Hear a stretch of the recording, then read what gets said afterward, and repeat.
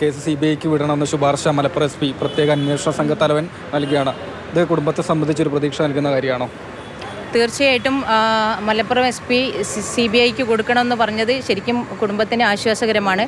പക്ഷേ ഇനി ഗവൺമെൻറ്റാണ് ഇതിൻ്റെ തീരുമാനം എടുക്കേണ്ടത്. ഗവൺമെൻറ് അതിൻ്റെ ഫർദർ ആക്ടിവിറ്റീസ് നടത്തുന്നില്ലെങ്കിലും ആ ഓർഡർ കൈമാറിയതുകൊണ്ട് ഒരു കാര്യമില്ല. വരികയാണെങ്കിൽ പുള്ളിയെ കണ്ടെത്താൻ കഴിയുന്ന പ്രതീക്ഷയാണ്.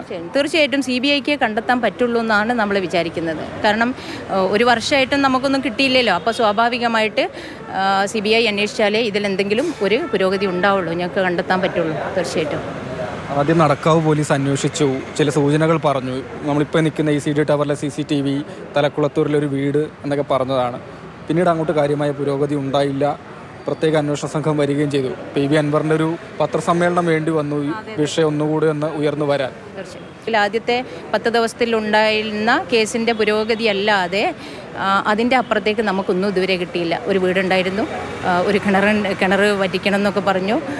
ഇവിടുത്തെ ഈ അരയടുത്ത് പാലത്തു നിന്നാണ് മിസ്സായത്, അതൊക്കെ പറഞ്ഞു എന്നല്ലാതെ അതിൻ്റെ അപ്പുറത്തേക്ക് ആര് എന്തിനു വേണ്ടിക്കൊണ്ട് കൊണ്ടുപോയി എന്ത് ചെയ്തു എന്നുള്ളൊരു കാര്യം നമുക്കിതുവരെ കിട്ടിയിട്ടില്ല. കേസ് എന്തുകൊണ്ട് ഈ വിധത്തിൽ ഇഴഞ്ഞു നീങ്ങിയെന്നാണ് നിങ്ങൾക്ക് തോന്നുന്നത്? അട്ടിമറിക്കപ്പെട്ടതാണോ തുടക്കം മുതൽ?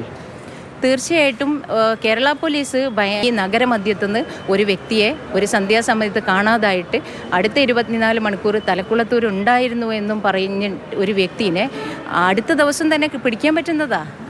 മനസ്സിലാക്കും. നമ്മളെ സാധാ ബുദ്ധിയിൽ ആലോചിക്കുകയാണെങ്കിൽ നമുക്ക് അങ്ങനെയാണ് തോന്നുന്നത്. ശരിക്കും CBI ആണെങ്കിൽ CBI ആണ് നമുക്ക് വേണം എന്നുള്ള, നമുക്ക് അവസാന ഓപ്ഷൻ എന്ന് പറയാൻ എന്തായാലും CBI തന്നെയാണ്. അതുകൊണ്ട് എന്തായാലും CBIക്ക് പോകണമെന്നാണ് വിചാരിക്കുന്നത്.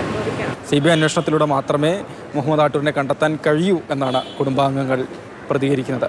മനോജ് പൈനൂരിനൊപ്പം രാഹുൽ KV, മാതൃഭൂമി ന്യൂസ്, കോഴിക്കോട്.